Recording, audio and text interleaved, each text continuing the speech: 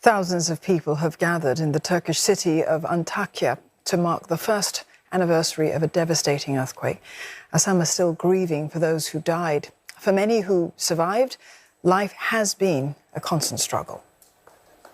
For the past year, the Yana family have been living in temporary shelters. They were made homeless on February 6, 2023, when a devastating earthquake hit southern Turkey and neighboring Syria, killing about 59,000 people.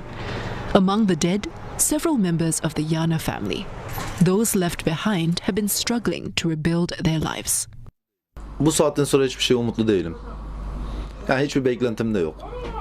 Allah'ın verdiği ömrü yaşayıp gideceğiz, yani yapacak bir şey yok. Hayattan da bir zevk aldığımız da yok zaten. Like millions who were left homeless, they're now faced with unaffordable rent on so-called real homes and unpredictable water and electricity supplies in the shelters. But they're also not alone. In the hardest-hit Hatay province, many survivors stayed local and also grappled daily with the earthquake's impact. Much of the province collapsed, but hundreds of destroyed buildings have yet to be demolished.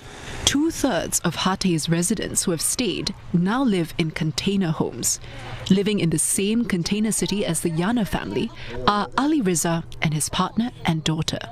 For now, the family covers daily expenses with funding provided to victims by the Turkish Red Crescent. Depremden önce mutlu bir yuvamız vardı daha doğrusu. Çalışıyordum, sigortalıydım. Yani her şeyimiz çok güzeldi. 3 tane kızım vardı. Depremde ikisini kaybettik. İşte kalan küçük kızımız. Yani çok zor. 4-year-old Ella is now afraid of entering buildings and does not go to her 4-story school. It's a similar story for this 18-year-old survivor who lives with her family in a container in a neighboring province.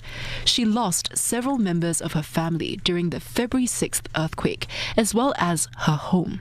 Depremden önce çok hayalim vardı.